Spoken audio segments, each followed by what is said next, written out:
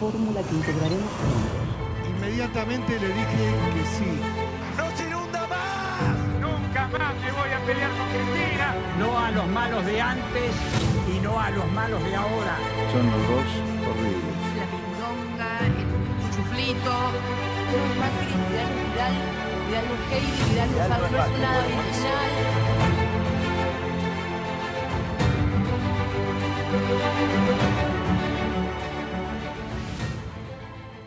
Vamos a empezar con fuego. ¿Y cuál es el fuego? Que una vicepresidente no atiende el teléfono de un presidente, ambos que forman parte del mismo gobierno, ¿es significativo de que el país se desintegra? ¿Es eso significativo de un caos institucional? Que una persona no le da bola a otra perteneciendo supuestamente al mismo universo ideológico, al mismo universo político y al mismo universo institucional, pone en peligro, porque de lo contrario habría que pensar que hay que cerrar, digo, como una pregunta, una suposición, una conjetura, habría que cerrar todas las instituciones. ¿Está obligada la vicepresidenta a escuchar la llamada telefónica que le hace el presidente de la República? Forma parte de los hábitos, de los comportamientos, de la cultura política y del grado de identificación que existe entre ellos. Y esto lleva a pensar, ¿hay un alto grado de identificación? Hasta ahora han gobernado estos 2 años, queda un tiempo todavía. Pero la pregunta inicial es la que se le hago al doctor Cornet. Bueno, yo... ¿Lo pone en peligro? No, de que se desintegre el país para nada. Esto es previsible porque no sabemos nosotros cuál fue el precio que pagó Alberto Fernández para aceptar ser presidente. Todos sabían que no pensaban igual, que no, por más que se dicen peronistas ambos, pero tienen distintas ideas y distintos planes y distintas ideas del país. ¿Usted cree que se dicen peronistas y son peronistas los dos? No, bueno, no sé si son peronistas. No, es una conjetura Creo suya. que se creen peronistas los dos. Y los dos lo es un buen punto de partida. Usted ha visto, Carlos, el despacho de la presidenta, ahora que le han tirado piedras, y están las fotos de Perón, es una decoración peronista. No sé si ella será peronista, pero es así. Pero no creo que se desintegre, no creo que estén en peligro las instituciones, está en peligro el éxito del gobierno, la gobernabilidad, y que la vicepresidenta no la atienda al presidente es mala educación. Porque que lo atiende y le diga no coincido con vos, no estoy de acuerdo con lo que haces, pero eso es lo que hace una persona educada, y más tratándose del presidente. Piense igual o piense no, podrían ser de distintos partidos, podría ser de la oposición el vicepresidente, y lo tiene que atender al presidente. Primero porque es el presidente y después porque hay que contestar. Ha sido prudente, muy prudente el doctor Cornet. Un problema de educación. Fíjese por dónde lo ha sacado, como perteneciendo a un círculo muy vasto de Córdoba de gente caballeresca. Así es. Entonces, de ese modo, le ha encontrado una salida inteligente a la pregunta que yo había formulado. Pero el diputado nacional Carazo, iba a decir no solamente que es el presidente de la Unión Cívica Radical de Córdoba, sino el diputado nacional por Juntos por el Cambio. ¿Tiene esa idea que yo he planteado de que pone en peligro la institucionalidad del país? Este es el tema central. Sí, no creo, pero sí que hay riesgos. Me parece que deberían, lo que decía el doctor Cornet coincido, hay una falta de educación, no atender un teléfono del presidente. Irse toda la sesión del Senado donde se votó ayer el acuerdo con el fondo. No estuvo nunca. Bueno, habla la pinta de cuerpo entero, no hace falta que uno se desplaye cómo actúa la vicepresidenta, ¿no? Pero era necesario que estuviese la vicepresidenta. Pero por supuesto tiene que estar, por lo menos en gran parte del debate. Pero hay un orden de reemplazantes. Sí, por supuesto, pero bueno, escúcheme, es como que si usted ahora se va y entra un reemplazante suyo. No, ellas tienen que estar, tienen que escuchar a los que están a favor, a los que están en contra, a los que se quieren abstener. Uno escucha argumentos a veces que son sólidos, entonces uno también a lo que tiene pensado decir le va agregando matices. Y bueno, más allá de la convicción con la que uno va al recinto ese día, hay que escuchar. Lo mínimo que debe hacer, a ver, ¿cómo lo va a llamar el presidente y no le va a tener el teléfono? ¿Qué quiere mandar? ¿Qué mensaje le quiere mandar? pero es una convivencia lógica que tiene que tener una coalición de gobierno, que puede haber diferencias. Eso es totalmente aceptable. Lo que no pueden poner en riesgo es la institucionalidad. Ahí tiene que ella entender que forma parte de un gobierno que ella eligió el presidente y ahora no puede correrse y dejarlo solo con una debilidad que es notable, es notoria. ¿Usted cree que ella fue la que eligió al presidente o lo eligió el voto de la gente? No, bueno, por supuesto que lo eligió el voto. A propuesta de ella internamente. A ver, Alberto Fernández era el agua y el aceite con Cristina. Hay videos que todos los días, si uno quiere, manda un videíto de lo que decía Fernández, totalmente contrario a lo que pensaba la vicepresidenta. Evidentemente fue una jugada táctica política que salió bien, ganaron las elecciones, pero bueno, nunca pensábamos que a tan poco de andar, cuando hay que empezar a definir cuestiones centrales, no hayan tenido estas cosas ya habladas de antes. ¿Qué pasa cuando arreglemos con el fondo? O ahora se van a dar cuenta y te hago el vacío. Me parece una irresponsabilidad absoluta. Estaba pensando en la nómina de personas que han nombrado en las distintas gestiones que ha tenido la actual vicepresidente. Estaba pensando en Cobos, estaba pensando en Lustó, una larga nómina de personas que después no han tenido ningún tipo de afinidad con ella. Pero el diputado nacional, Eduardo Fernández, que es del Frente de Todos, ya participó en estos días de las definiciones que ha tenido que adoptar el Parlamento y concretamente la Cámara de Diputados. ¿Se puso en riesgo en algún momento las divergencias internas que existen? Porque forman parte del debate, yo lo llamaría democrático. ¿Pusieron en peligro llegar a un acuerdo como al que han llegado? Primero, decir que el Frente de Todos tiene el debate que toda coalición política tiene. No es únicamente que suceda en el Frente de Todos, sucede en todos los frentes. Todos los que estamos acá hemos integrado frente o integramos y sabemos que hay distintas posiciones. Lo deseable es que por los altos cargos que invisten a Alberto y Cristina, es que hubiera un entendimiento, porque en estos debates hemos pedido responsabilidad a todas las fuerzas políticas y sociales en el país para llegar a un acuerdo. En el caso nuestro, Carlos, ustedes me conocen, nunca he estado a favor del Fondo Monetario Internacional, ni cerca. Sin embargo, hemos pensado en que somos gobierno y tenemos responsabilidades. Y esto no significa que el fondo es bueno, ni que van a ser fáciles las cosas. Yo creo que en este marco de acción donde la oposición también acompañó, hubiera sido deseable como un mensaje para preservar el Estado-Nación y deseable que pronto solucionen el diferendo personal que puedan tener y que la alianza desea recomponer y esa relación y por supuesto que el Entonces, Frente... no es una traición ni un acto de deslealtad haber acordado, es decir, haber posibilitado que se acuerde con el fondo, si es que se le puede llamar acuerdo a eso. ¿Deslealtad a quién? Deslealtad a principios, a prédicas que se han Yo hecho creo que- con anterioridad, yo creo que- a consignas incluso políticas. Yo creo que cuando uno asume como diputado, senador, legislador, en general, y es parte de la fuerza que gobierna, tiene dos cuestiones, o tres le podemos decir, pero dos esenciales. La convicción, que yo no la he alterado, y el sentido de responsabilidad. Luciana Echevarría, ustedes, legisladora en Córdoba por el Movimiento Socialista de los Trabajadores, ustedes han estado en la calle en la sesión de la Cámara de Diputados, en la del Senado no hubo ese tipo de movilización, porque se preveía, por otra parte, el resultado. ¿Cuál es el significado de la presencia de ustedes para que los legisladores no hicieran lo que estaban dispuestos o anunciaron que estaban dispuestos a hacer?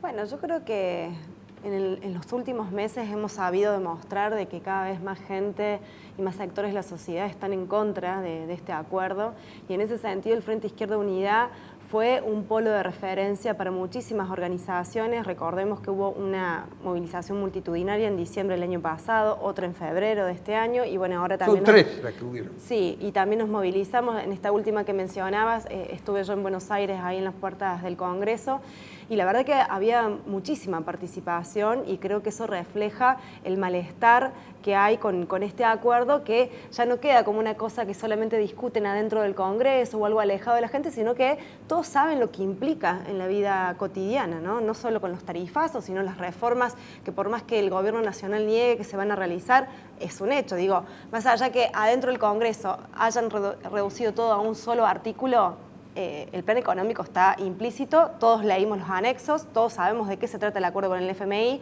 entonces la verdad que me parece bastante hipócrita todos los sectores que dijeron, bueno, te votamos el acuerdo pero no el plan económico, cuando saben perfectamente que eso es lo que se va a aplicar, digamos, ¿no? Me parece que es una demostración lo que pasó tanto en diputados como en Senado, de que al momento de que las papas queman, en realidad los partidos tradicionales se ponen de acuerdo, están de acuerdo con las mismas recetas, están de acuerdo con pagar una deuda que hasta el propio presidente Fernández reconoció que era una estafa. Aquí tiene usted uno de los legisladores, Marcos Carazo, que no votó por el artículo 2. Sí, el plan económico. No, te digo, Luciano, hipócrita te juro que no soy. Yo lo voté convencido del artículo 1, me parece que la responsabilidad indicaba que había que arreglar esta deuda con un nuevo préstamo. ¿Y ahora qué van a hacer? No, el plan económico, el plan de gobierno no nos corresponde a nosotros. Eso Claro, es lo que pero discutimos. por eso, pero es una especulación de quién paga el costo político, pero ustedes saben más allá de perfectamente eso, lo que implica ese pero más de acuerdo. eso. Yo digo, nosotros no estamos encargados de gobernar. El gobierno nacional tiene que aplicar las políticas para cumplir las metas. Sí, ustedes con fueron las que fijó. responsables del endeudamiento. Pero Entonces sí, me pero parece eso, que... Bueno, si querés, por eso te digo, vamos a empezar a hablar del año 70. No, el no, 11%, del gobierno el de Macri. 11% de la deuda significa el crédito que tomó Macri. Pero lo que tenemos que mirar, una vez por todas, tenemos que saltar la grieta y mirar para adelante. Yo entiendo tu posición, la entiendo. Puedo decir que mucha gente, yo también conozco mucha gente que decía, no caigamos en default. Porque yo lo dije en el Congreso, quise reflejarlo. O sea, es momento para saltar la grieta. Ambos gobernamos, las dos coaliciones, invisibilizando al otro. Así no fue. Si no saltamos la grieta y no hacemos algo para los próximos años... Pero bueno, lo que han votado la situación es que es muy próximos, mala. no Fernández, los próximos 4 presidentes van a cogobernar con el FMI. Eso es lo que han votado. Es una pérdida de soberanía tremenda. Entonces, el principal preocupado porque no cayéramos en default era el FMI. Yo no tengo que defender el fondo. El fondo no dijo que hagan Tenemos tal cosa. la mitad de la hay que población cumplir bajo meta. la línea de pobreza. Bueno, tengo que cumplir ¿Cómo la meta. vamos a pagar Pero esa si estafa? No la pobreza la vemos todo y nos duele a todos. El tema es cómo generamos empleo genuino, cómo hacemos para que en vez de déficit tengamos superávit en el tiempo, cómo hacemos para estas cosas que le den trabajo a la gente. Ese es el desafío. Sí. El fondo reclama, según dicen sus voceros, que haya el mayor apoyo político. Bueno, el fondo, yo discrepo con lo que se ha dicho acá, no gobierna. El fondo, como toda persona que presta y que negocia, Forma parte de un acuerdo con el deudor. Pero hay que ver el mundo. Lo dijo ayer el senador Lustó, cómo le fue a los países que cayeron en default. Y había muchos que simpatizan con la ideología de Luciana. A todos les fue mal. Y la pobreza no la creó a la deuda del gobierno de Macri. Los desajustes, la pobreza del Chaco, de todo el país, no es del gobierno de Macri. Viene de gobiernos corruptos que gastan lo que no tienen. ¿Pero puede individualizar a esos gobiernos corruptos? Sí, todo el mundo lo sabe, todos los conocen. No, si usted parto lo sabe, de la ignorancia usted total. lo conoce porque usted vive en Córdoba y sabe los gobiernos corruptos y sobre todo las personas corruptas. Gente que no debería ser supermillonaria porque nunca trabajó, nunca fue empresaria y resulta Pero que son usted, un hombre frontal, supermillonarios. lo puede individualizar. No, yo no individualizo a nadie porque son cosas notorias. Y usted que es abogado, igual que yo, sabe que lo notorio no necesita de prueba. ¿Está claro? Y lo notorio lo sabe todo el mundo. Lo que hay que probar es lo que no se sabe. Y lo que estoy diciéndole yo, se sabe. Es una sutileza lo suyo. Al no querer puntualizar cuál es el sector al que se está refiriendo para ilustrar No, sector a la Carlos, gente. sector Para Carlos, no, ilustrar porque a no la hay un audiencia. sector, no hay santos No a nosotros y demonios.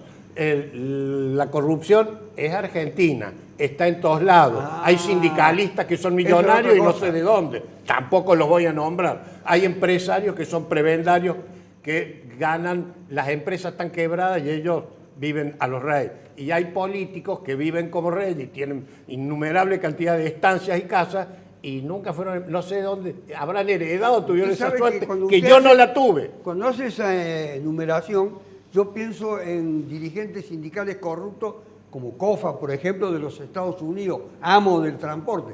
Pienso en políticos corruptos como Nixon, que fue presidente de los Estados Unidos y fue obligado a tener que irse. Es decir, puede ser aplicado a todos los países, a todos los sistemas. No, Carlos, porque a los países que usted cita son países tan exitosos que la gente quiere ir a vivir.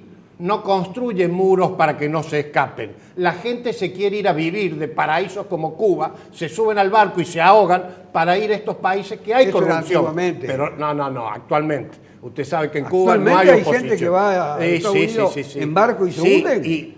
Y triangulan, van por México, van por otros países. Eso yo no sabía. Que hay inmigrantes de otros lugares. Lea de Cuba, y no sé. atienda a todos los noticieros, porque hay gente que se ahoga por querer escapar. Los países, ¿a dónde han ido los ucranianos? A los países que los cobijan, que son los países de Europa Occidental. Pero eran los que están más próximos, por otra parte. Bueno, pero son países exitosos. Con los que tienen alguna Hay afinidad. corrupción.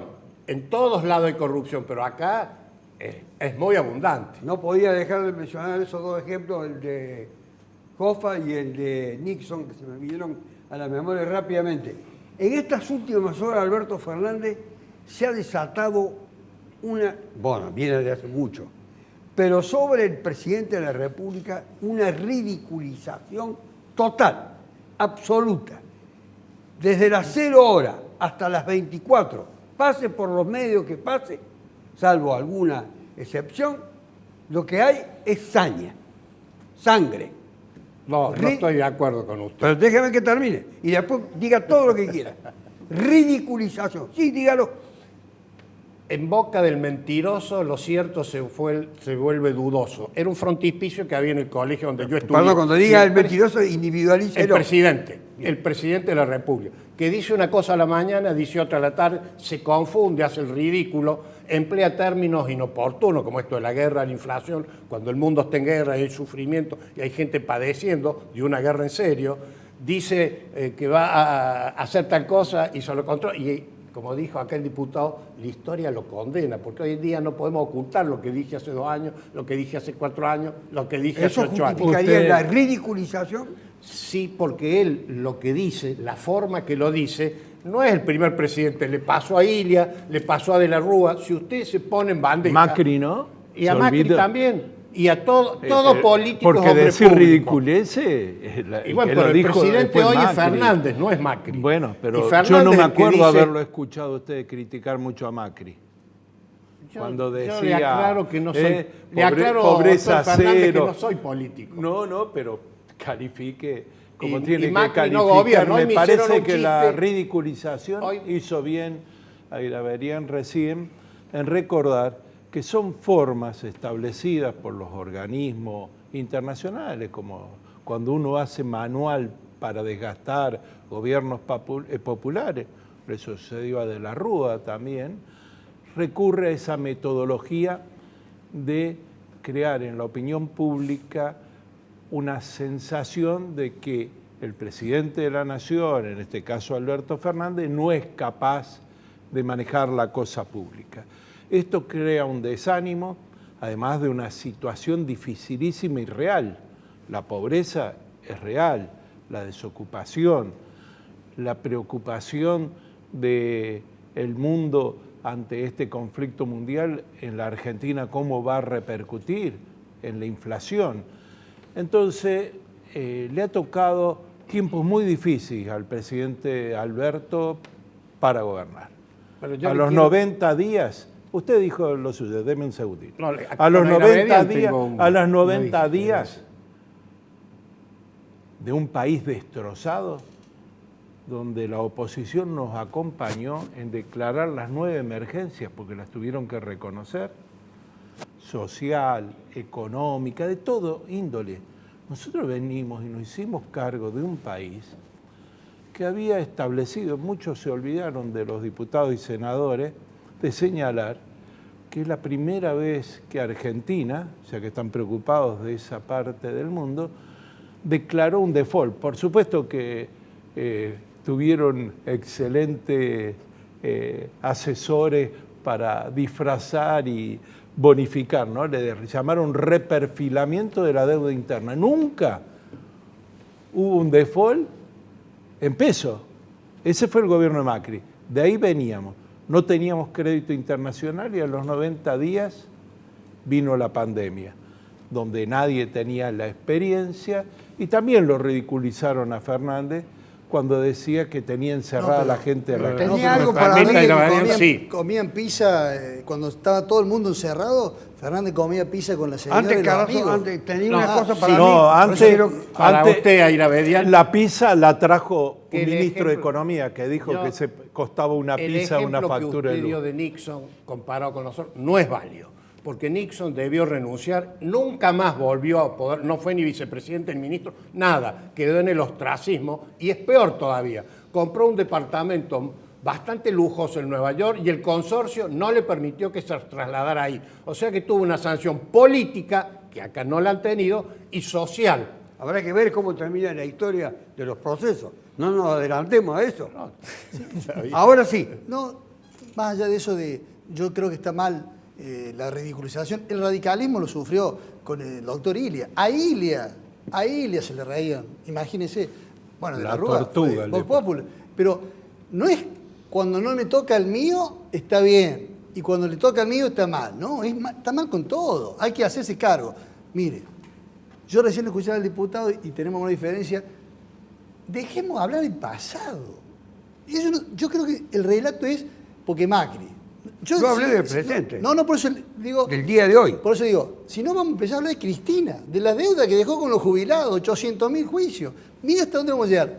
Hoy, el problema es los 300 mangos que sale el pan, la gente que está en la pobreza, la indigencia. Eso tienen que gobernar, tienen que dejarse. No, lo que pasa es que el pan está caro porque ya está la inflación desbordada. El dólar, se reían de Macri con los 50 mangos, está a 202 pesos. O sea, está todo desbocado. Es hora de gobernar, no de no justificar las cuestiones que le ha tocado y realmente son complicadas. Pero dejen de hablar de atrás y háganse cargo de los servicios públicos, de los servicios energéticos, de la inflación, del dólar. Eso le quiere No la se gente. preocupe, no Luciana, vamos pero sin, espero sin eso. un tarifazo del 3000%, ni usar a los jubilados de excusa para blanquear todo lo que se chorearon y para los amigos del Pero vaya a la presidente. justicia y denuncie. Luciana, Está en las eso, mujeres está en la convirtieron al tema del fondo en una de sus banderas, en las movilizaciones Sí. vinculadas al 8 de marzo. Antes no había tenido esa direccionalidad tan marcada. Ahora, ¿qué es, si es que usted ha participado en todas esas gestas de las mujeres? No, porque claramente en todo plan económico que termina afectando al conjunto de la sociedad, a las mujeres las oprime doblemente. y Pero las la explota visualizaron doblemente. bien a lo del fondo claro, y como porque, lo que le causaba daño. Estamos en un sistema donde las mujeres nos toca la peor parte. Digamos, tenemos los índices más altos de desocupación, los trabajos más precarios, más flexibilizados. Entonces, imagínense que en un contexto económico como el que estamos viviendo, que se priorice pagar una deuda al FMI cuando hay tanta deuda interna, digamos, en materia de educación, de salud reproductiva, bueno, de muchísimos derechos, digamos, laborales. Bueno, por eso nosotros planteamos de que la deuda es con nosotras, no con el FMI, con motivo de esa movilización. Ahora, en pocos días, va a estar la movilización que recuerda el golpe militar a los 46 años y por supuesto que también va a estar muy presente el tema del FMI. Decimos, hay 30.000 razones para echar al FMI, ¿no? Porque, recordemos, a mí sí me parece importante hacer memoria, porque si no, uno repite la historia, digamos, ¿no? Y Rodolfo Walsh en su momento hablaba de miseria planificada cuando denunciaba todo el plan económico de la dictadura, donde ahí también estaba el FMI, estaba el Club de París, y es cuando dio un salto esa deuda externa que hasta el día de hoy nos oprime. Y los mecanismos son los mismos. Entonces me parece que hay que hacer ese análisis porque no llegamos a esta situación de un día para el otro.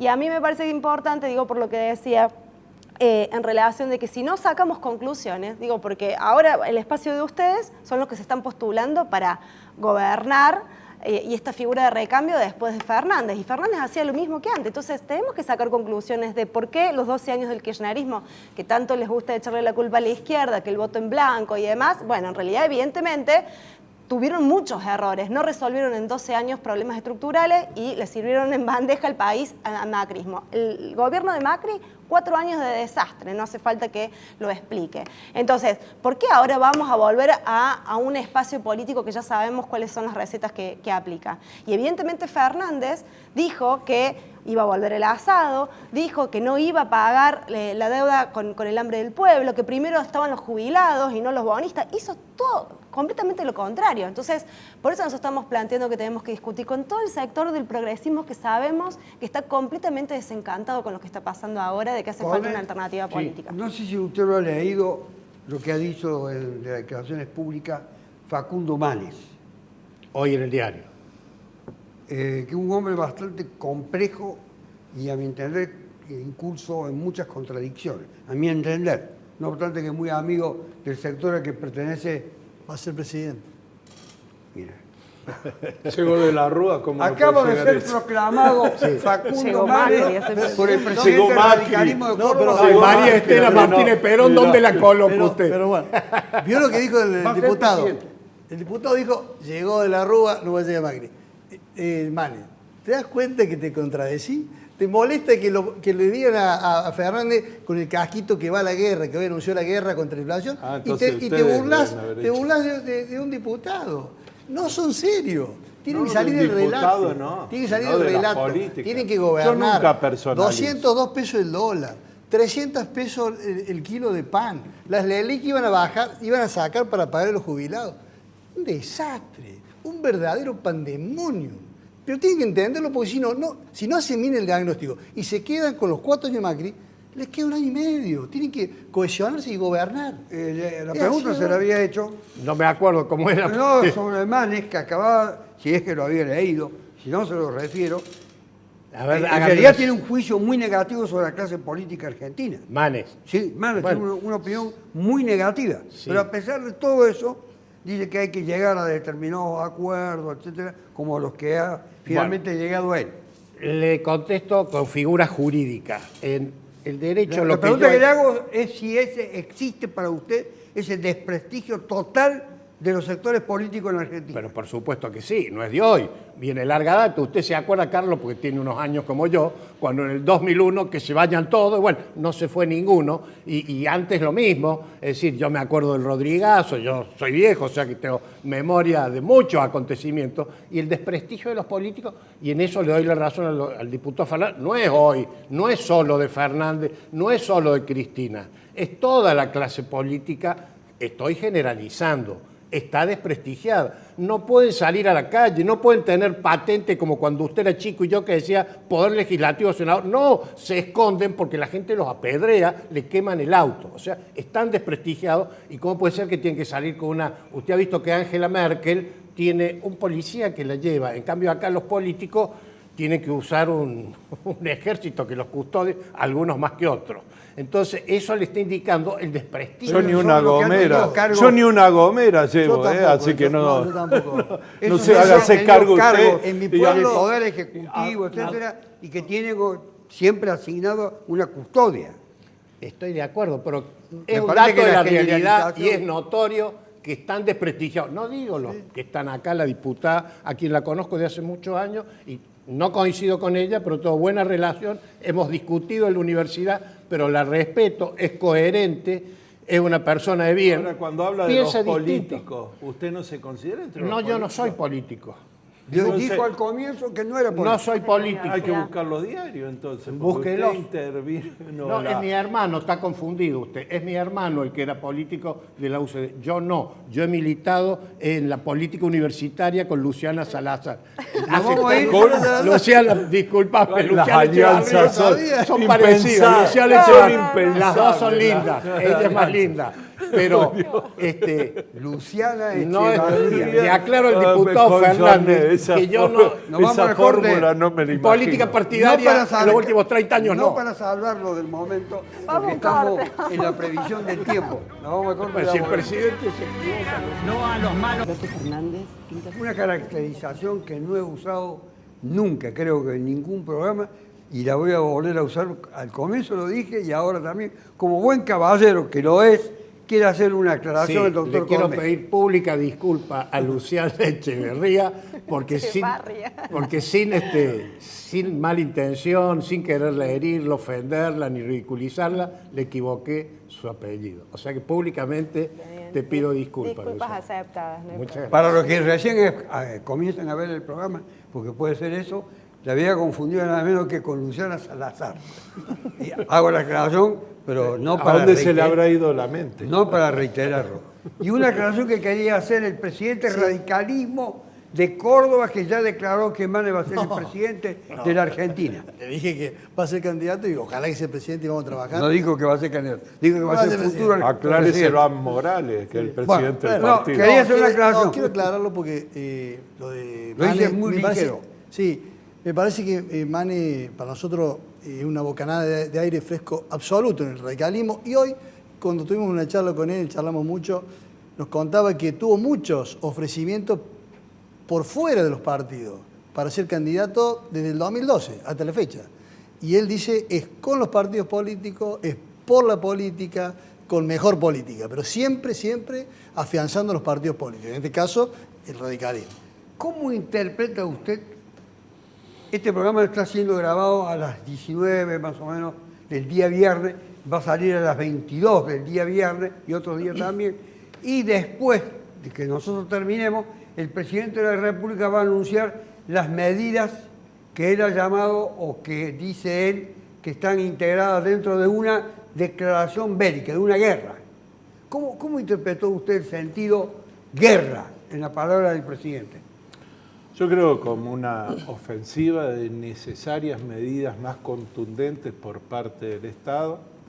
Es evidente que la inflación es uno de los principales problemas, que tiene carácter estructural, que en el acuerdo de refinanciamiento, pues nosotros no estamos pagando al fondo hasta el 2026, esa ventanita que dejamos abierto, es el tema de que esta policausalidad de la inflación también necesita del Estado.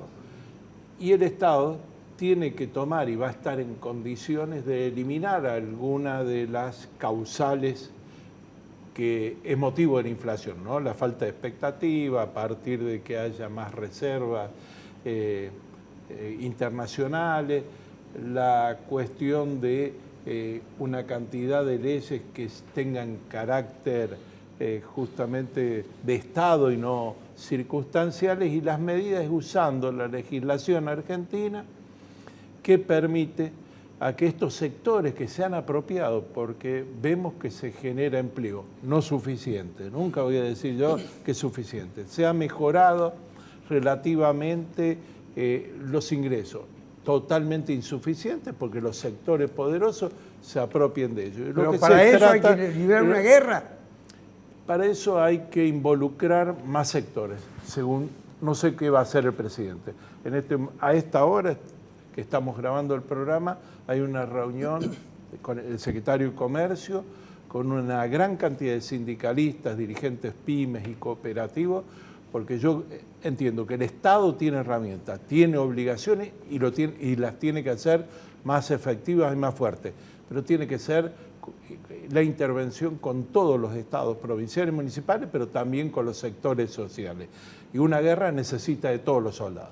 Luciana Echevarría, ¿la Argentina puede generar un dirigente como Boric, el presidente de Chile? Sí, ¿por qué no? Más allá de que yo también soy crítica. ¿Se visualiza un dirigente así? Yo creo que hay nuevas generaciones, en la política en general y en la izquierda en particular. Puede Creo cantar que- mucho, ¿eh? Sí, pero creo que los jóvenes vienen siendo protagonistas de los distintos procesos de cambio. Bueno, Boric, más allá de que yo tengo muchas reservas y críticas, digamos, es digamos, surge de todo un proceso por abajo, ¿no? Que A eso me refiero. Claro, que ha habido en Chile. Me parece que Chile tiene una particularidad porque es un país que, a diferencia de Argentina, no salió de la dictadura a través de una revolución o movilización importante, sino que fue una transición ordenada. Eso significó que tuvo, digamos, todo el modelo neoliberal que caló muy profundo, y eso llevó a cuestiones, digamos, de, por ejemplo, está privatizado todo, digamos, ¿no? Entonces eso hizo que la gente ya no pudiera más, se movilizó muy fuertemente contra todo el régimen político. Hay toda una movilización por abajo, y bueno, creo que Boric es reflejo de eso, más allá de que es parte de los sectores que también busca institucionalizar y canalizar toda esa movilización, acordando con otros sectores, ¿no? Que es la crítica que nosotros le hacemos. Ahora, ¿por qué no en Argentina? Digamos, me parece que Argentina no es una isla, es parte de todo un proceso mundial, porque no pasa solamente en Chile, digamos, también hay otros países, en Colombia ha habido movilizaciones. Entonces me parece que justamente lo que hay darle espacio, digamos, a estos dirigentes jóvenes que buscan no solamente la renovación en la política, sino que también buscamos pensar de otra manera, digamos, ¿no? La forma ¿Dar de espacio o hay que conquistar, ganar el espacio? Son dos cosas diferentes. No, por supuesto, pero ahora, a ver, yo te hago una pregunta. Por ejemplo, acá en Argentina, ¿no te parece a vos que los medios de comunicación le dan demasiado aire a un personaje como Milei? Y no hacen lo mismo con otros dirigentes de la izquierda. ¿Sí? Estoy totalmente de Y acuerdo bueno, con eso. entonces me parece que también es parte de una reflexión, ¿no? Del papel de los medios de comunicación, de las instituciones en general, y bueno, y por supuesto, no se va a pedir permiso, digamos, para arrancar estos espacios donde se toman las decisiones.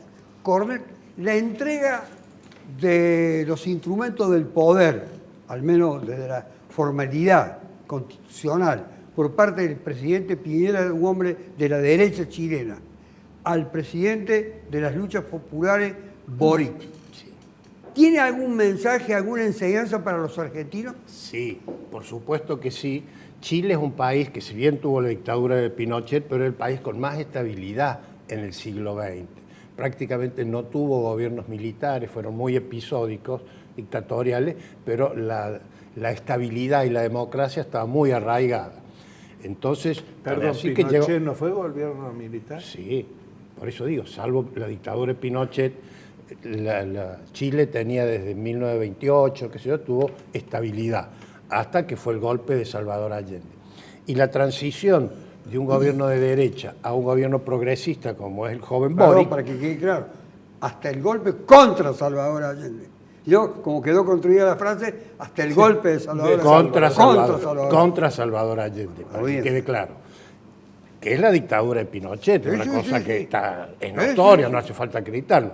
Pero después, como bien dijo Luciana, fue una transición bastante ordenada, pero el mismo dictador Pinochet perdió las elecciones y ganó la oposición. Y quedó como senador vitalicio.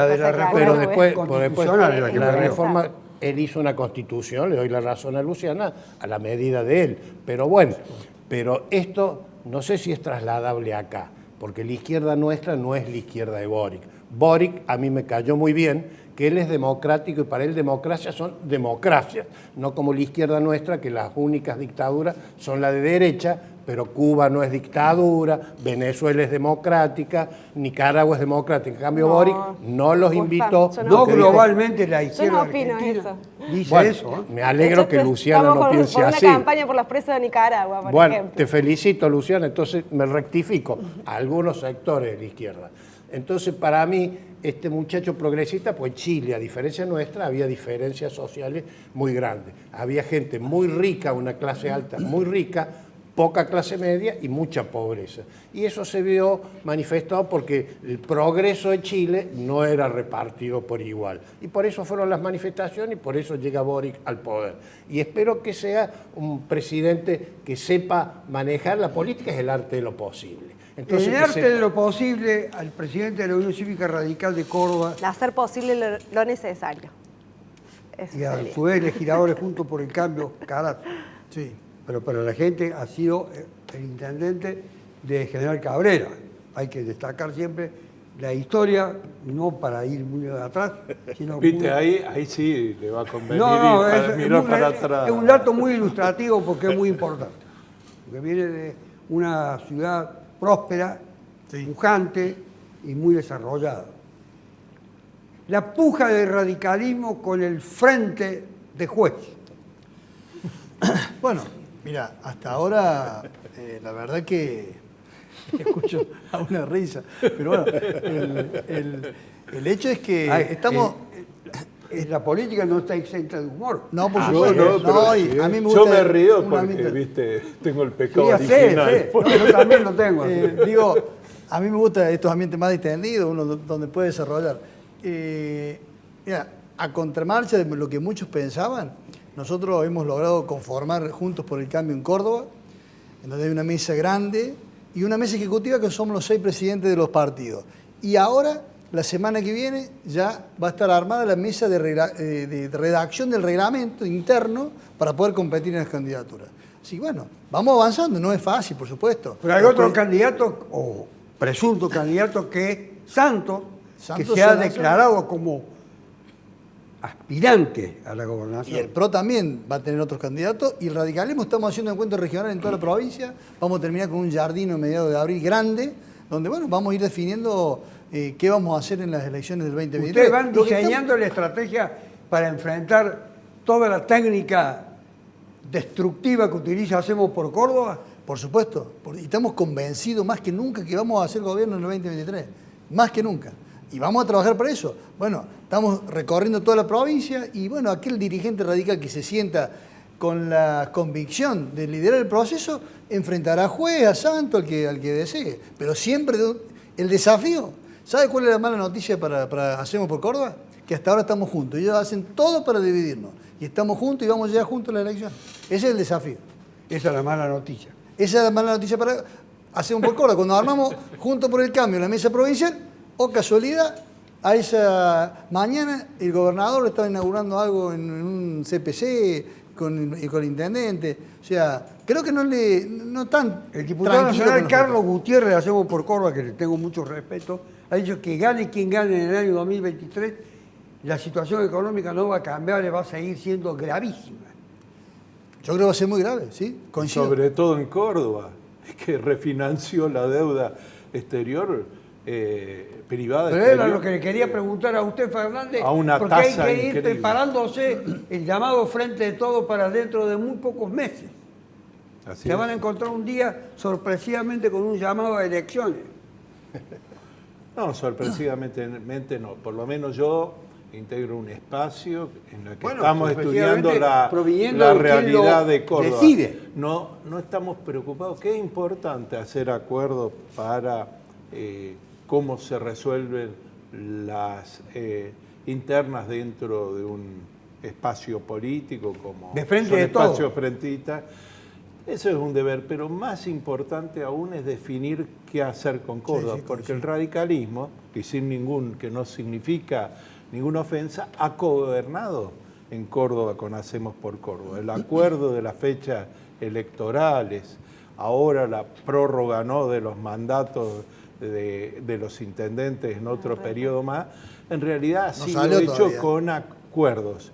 No, Pero la yo, vamos- no estoy haciendo ningún calificativo, digo que objetivamente las fechas electorales embromaban a las demás fuerzas porque se repartían, hacían las fechas electorales de los municipios en tal fecha, lo digo yo porque soy de una fuerza menor, nosotros tenemos concejales y la verdad que han pactado la forma de electoral en la provincia, pero además han convivido con una reforma constitucional que estableció la unicameral, que fue criticada por algunos de los abogados integrantes del radicalismo en su momento y que constituye una expresión no tan democrática, la Constitución, que evita que las fuerzas menores tengan solamente representación en eso. Entonces, yo digo que el radicalismo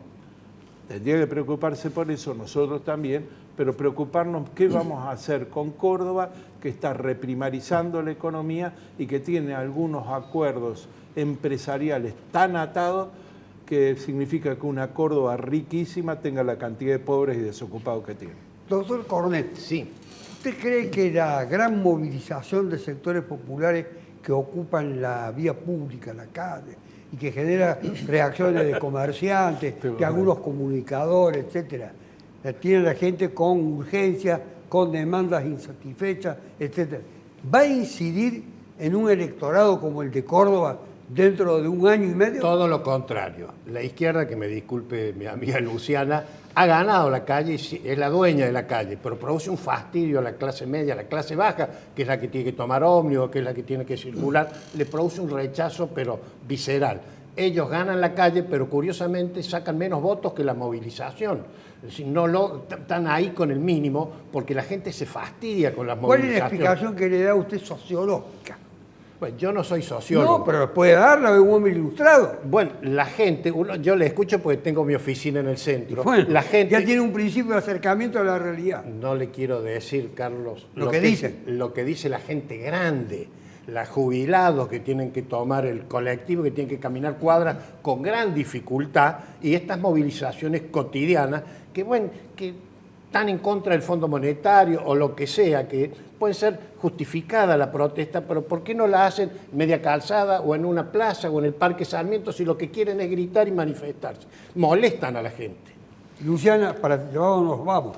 Sí. Nos quedan 2 minutos. No, me parece una respuesta que- a esta reflexión que ha hecho, una observación que ha hecho el doctor Cornet. No, yo creo que nosotros no molestamos a la gente, quienes se movilizan no molestan a la gente, son los gobiernos que quitan derechos básicos y me parece que esa es la pregunta que nos tenemos que hacer cada vez que hay una calle cortada.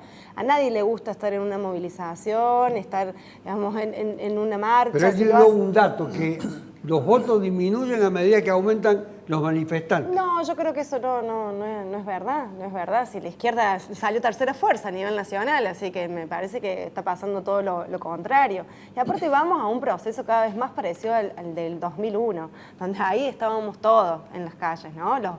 No solamente el movimiento piquetero, estaban los pequeños ahorristas. Digo, la situación de miseria, de pobreza está llegando a todos. Entonces me parece que por ahí, por supuesto, estamos en un sistema donde todo te indica que tenés que pensar individualistamente, ¿no? Esto de uno se preocupa si llegas media hora más tarde, ahora hoy le toca al otro y mañana te toca a vos. Entonces me parece que es fundamental el tema de la movilización porque es la única forma en la que se han frenado ciertas políticas de Me voy con ajuste. una observación a propósito de lo que dijo usted, la entronización, divinización, etcétera, de los medios por Milei. El otro día vi a un comunicador de un medio muy importante que lo quiso instalar, diríamos casi, como símbolo de la resistencia, de la protesta, a Del Caño. Diciendo que también podía tener aspiraciones, pero yo lo vi como recluido en un rol del que no se quiere evadir frente al otro que se apodera del medio absolutamente y a pesar del lenguaje por momentos apocalíptico, por momentos demagógico, no tiene nada de seductor. A Del Caño le ofrecía a este comunicador la posibilidad de liderar una fuerza, como sería Boric en Chile, que incluso en su atuendo, cuando juró, no tenía corbata. Ya era un paso hasta considerado por algunos como revolucionario. Hasta la próxima. No a los malos de antes y no a los malos de ahora.